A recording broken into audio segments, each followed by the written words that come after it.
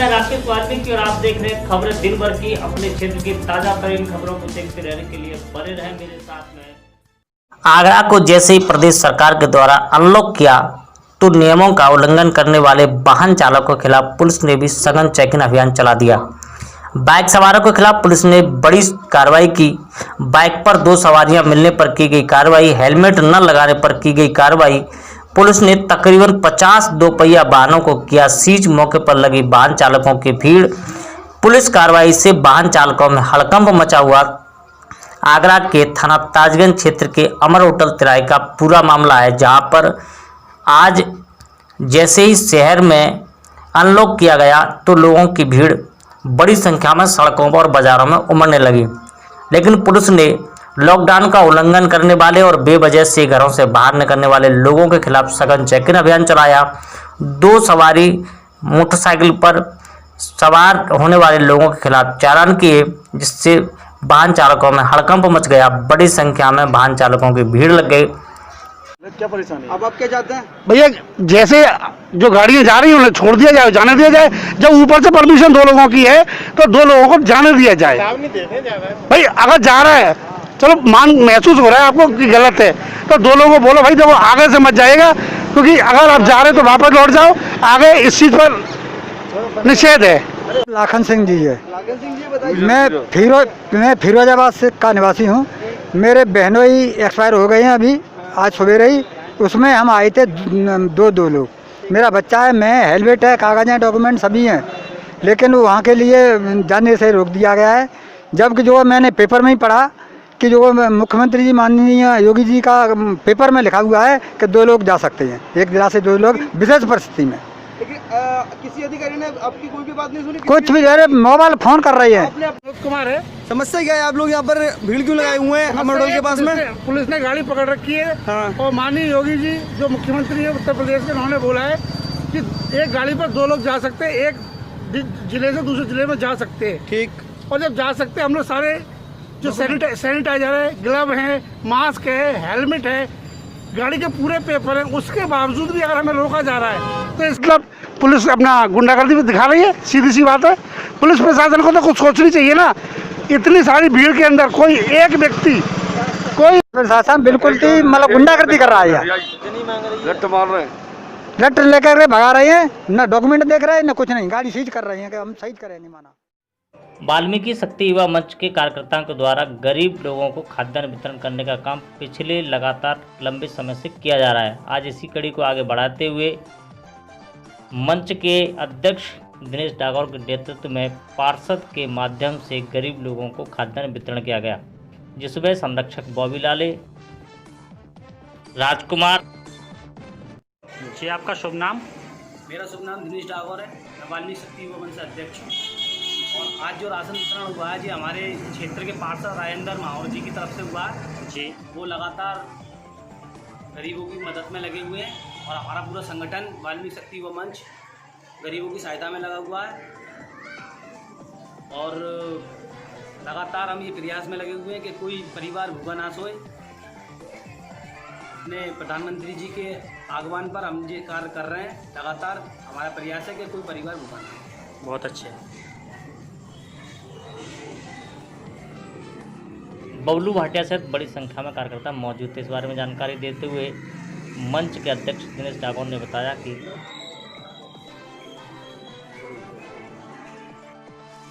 पिछले लंबे समय से वाल्मीकि शक्ति युवा मंच के कार्यकर्ताओं के द्वारा लोगों को खाद्यान्न वितरण करने का काम शुरू किया जा रहा है, जिसको लेकर के आज भी उन्होंने कई मोहल्लों में खाद्यान्न वितरण करने का काम किया गया। पार्षद के माध्यम से ये खाद्यान्न वितरण किया गया, जिसके बारे में जानकारी देते हुए अध्यक्ष दिनेश डागौर ने बताया कि ये जो राशन वितरण आप करा रहे हो, किस संस्थापक, किस संगठन की ओर से है ये?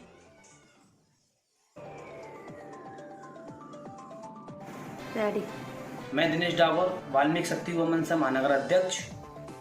आज हमने 10 किट उपलब्ध कराई हैं गरीब बेसहारा परिवारों को।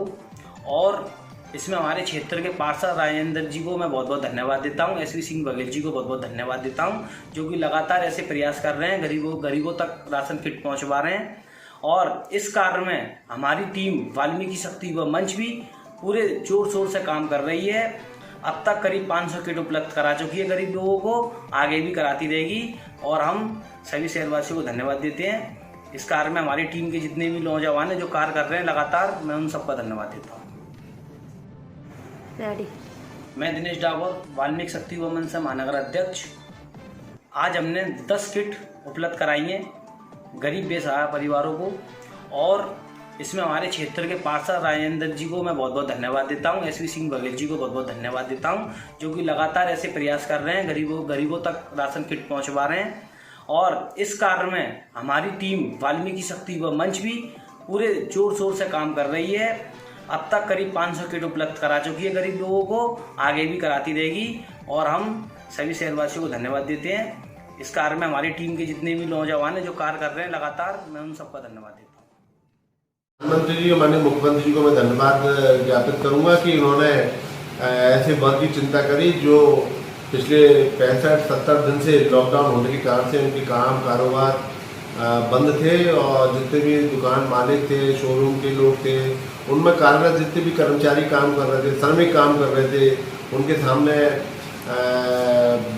स्थिति खाने पीने की बहुत बड़ी एक समस्या उत्पन्न हो गई थी। आज उन सब लोगों के लिए आगरा को खोलने का निर्णय किया है, और बहुत ही अच्छा निर्णय है। 17 मार्च को मैंने मांग करी थी 12 मार्च को, और 17 मार्च को देश की सारी ऐतिहासिक इमारतों को बंद करने का निर्णय भारत सरकार ने लिया।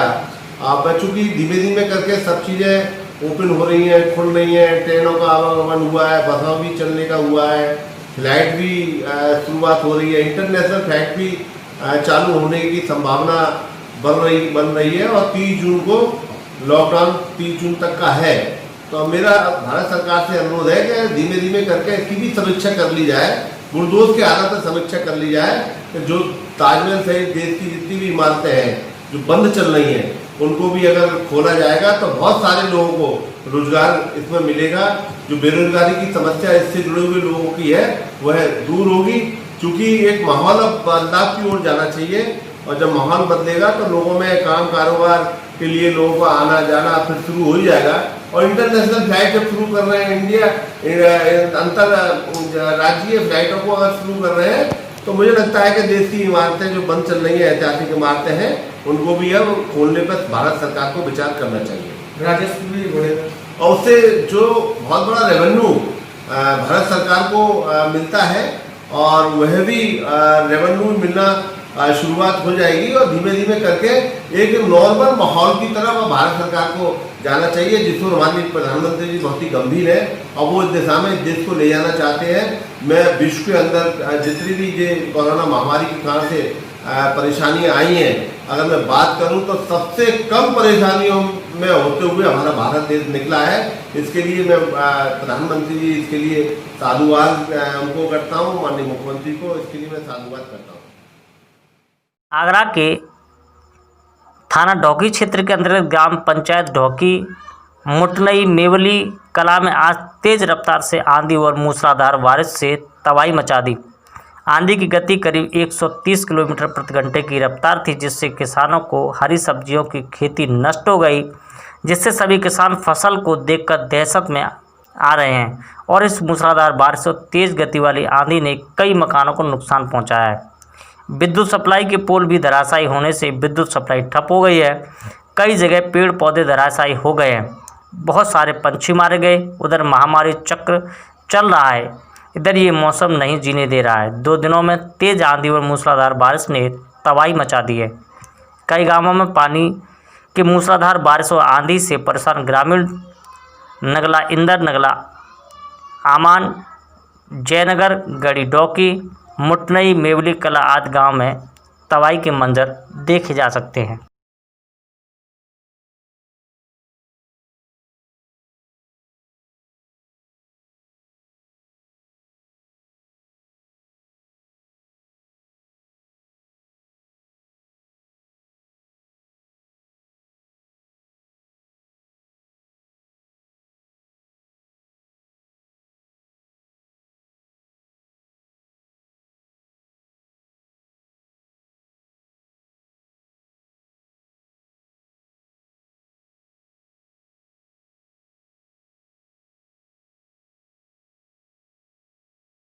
बहुत ही सराहनीय रहा है हेड कांस्टेबल विशंबर दयाल का कार्यकाल।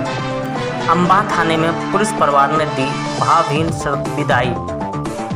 न्यायालय में पदस्थ हेड कांस्टेबल विशंबर दयाल शर्मा जी का आज दिनांक 31/6/2020 को सेवा काल पूरा हो जाने से थाना परिसर में आज उन्हें समस्त पुलिस स्टाफ ने भावभीनी विदाई दी। पुलिस सेवा काल में उनकी पहली पोस्टिंग 15/6/1986 में मुरैना जिले के कैलाश थाने में हुई। तब से लेकर आज तक पूरा कार्यकाल मुरैना जिले नगरा, महुआ, मुरैना, कोतवाली, अंबा थाने व न्यायालय 12 वर्ष तक रहा। अंबा थाने के हेड मोहर राम प्रकाश मुदगल ने श्री शर्मा जी ने अपने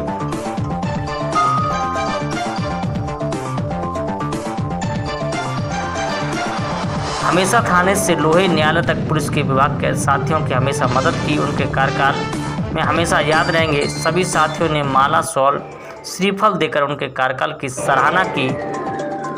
इस अवसर पर TI Shiv Singh Yadav, SI Jagdish Gupta, Shivam Chauhan, Atul Singh, ASI TG Shukla, head constable Ram Prakash Mudgal, Amol Singh, Raghuraj Singh, आरक्षक भूपेंद्र, प्रमोद, पुष्पेंद्र, उमेश, ब्रजेश, हवलदार सुभाष, धर्मेंद्र, नरेंद्र तिवारी आदि प्रमुख लोग मौजूद थे।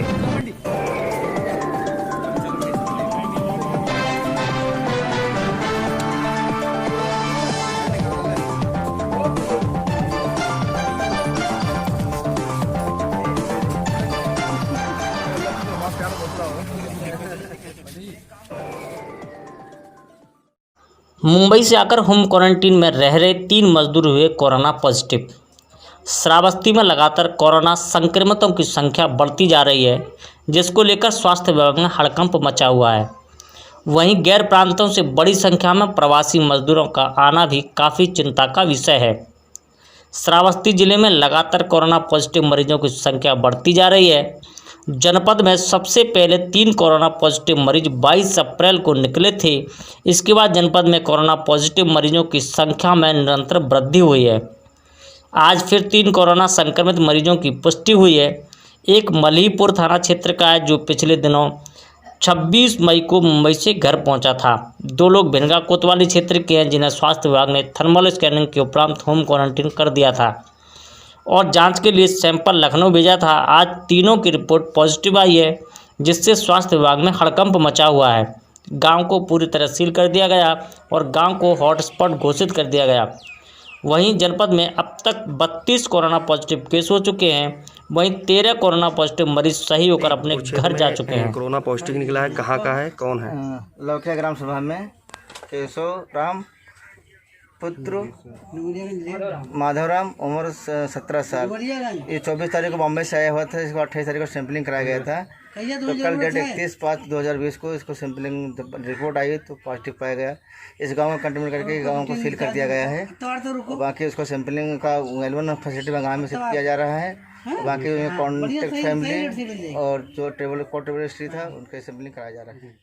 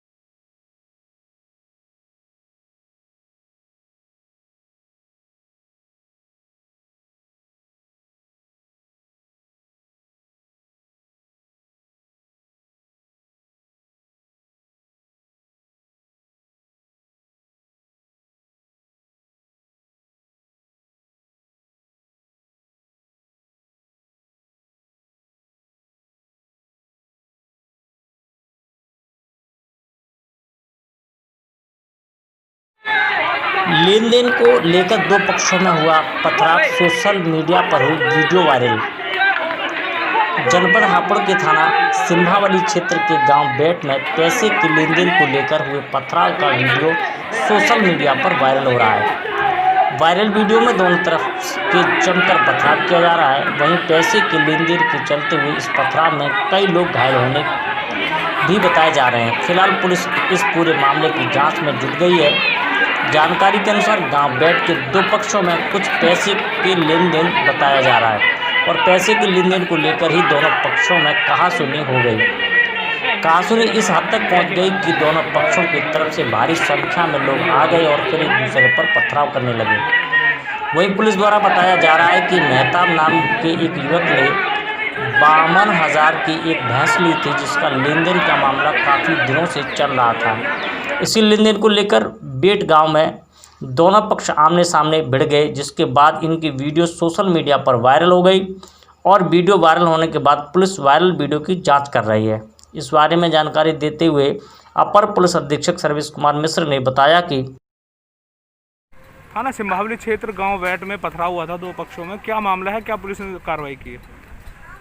बैट थाना सिंभावली में कल एक घटना घटित हुई थी जिसमें दो पक्ष थे, एक वजाहत दूसरा मेहताब। इनमें आपस में झगड़ा लड़ाई हुआ, फिर पथराव की घटना हुई थी। वजाहत ने 52,000 में मेहताब को एक भैंस बेची थी, तो पैसा उन्होंने नहीं दिया था। इसी बात को लेकर के विवाद हुआ था। दोनों पक्ष से एक एक लोग इंजर्ड हुए थे, जिनका मेडिकल करा दिया गया है। तहरीर उनसे मांगी गई है, अभी तक तहरीर प्राप्त नहीं हुई है। थाना प्रभारी को निर्देशित कर दिया कि इनसे तहरीर प्राप्त करके इसमें प्रभावी विधिक कार्रवाई करें।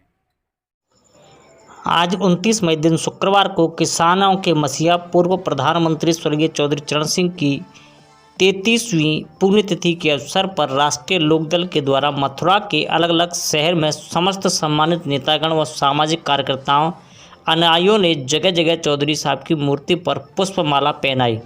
गांव या शहर सब ने चौधरी साहब को याद किया और उनके विचारों को प्रकट भी किया।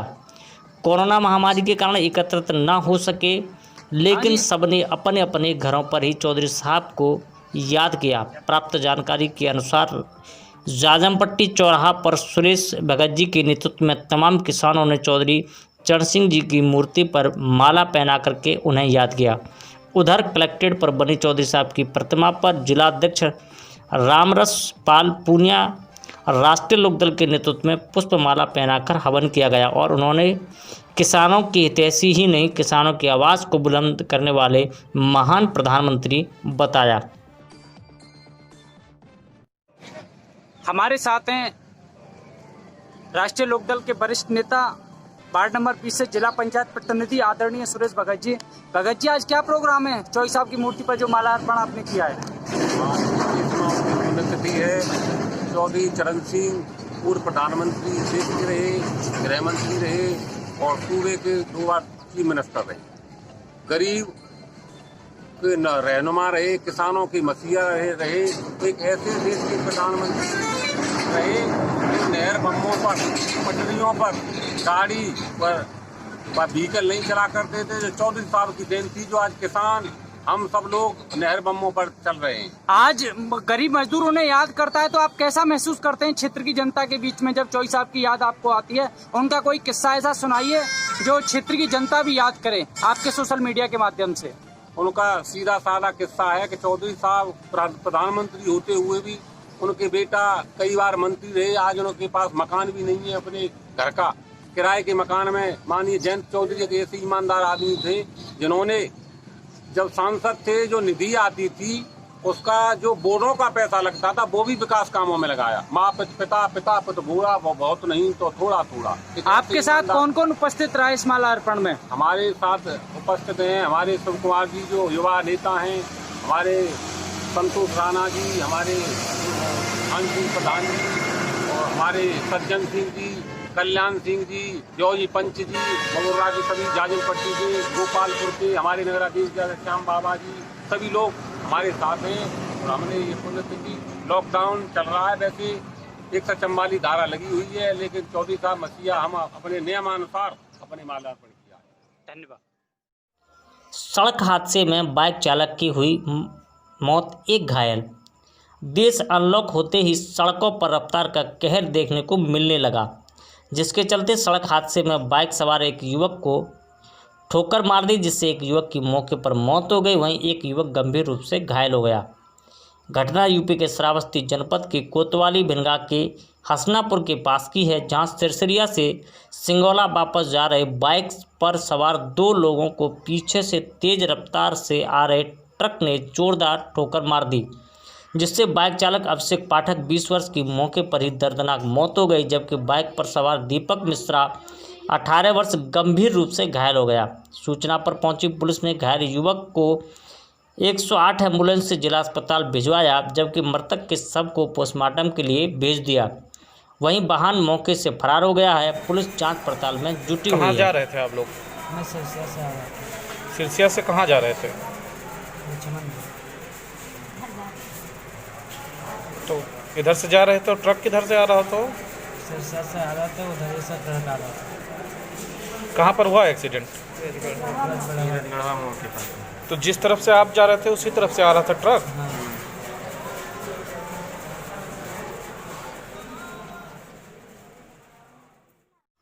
मुंबई से आकर होम क्वारंटीन में रह रहे 3 मजदूर हुए कोरोना पॉजिटिव। श्रावस्ती में लगातार कोरोना संक्रमितों की संख्या बढ़ती जा रही है, जिसको लेकर स्वास्थ्य विभाग में हड़कंप मचा हुआ है। वहीं गैर प्रांतों से बड़ी संख्या में प्रवासी मजदूरों का आना भी काफ़ी चिंता का विषय है। श्रावस्ती जिले में लगातार कोरोना पॉजिटिव मरीजों की संख्या बढ़ती जा रही है। जनपद में सबसे पहले 3 कोरोना पॉजिटिव मरीज 22 अप्रैल को निकले थे। इसके बाद जनपद में कोरोना पॉजिटिव मरीजों की संख्या में निरंतर वृद्धि हुई है। आज फिर 3 कोरोना संक्रमित मरीजों की पुष्टि हुई है। एक मलीपुर थाना क्षेत्र का है, जो पिछले दिनों 26 मई को मुंबई से घर पहुंचा था। 2 लोग भिनगा कोतवाली क्षेत्र के हैं, जिन्हें स्वास्थ्य विभाग ने थर्मल स्कैनिंग के उपरांत होम क्वारंटीन कर दिया था और जांच के लिए सैंपल लखनऊ भेजा था। आज तीनों की रिपोर्ट पॉजिटिव आई है, जिससे स्वास्थ्य विभाग में हड़कंप मचा हुआ है। गांव को पूरी तरह सील कर दिया गया और गांव को हॉटस्पॉट घोषित कर दिया गया। वहीं जनपद में अब तक 32 कोरोना पॉजिटिव केस हो चुके हैं। वहीं 13 कोरोना पॉजिटिव मरीज सही होकर अपने घर जा चुके हैं।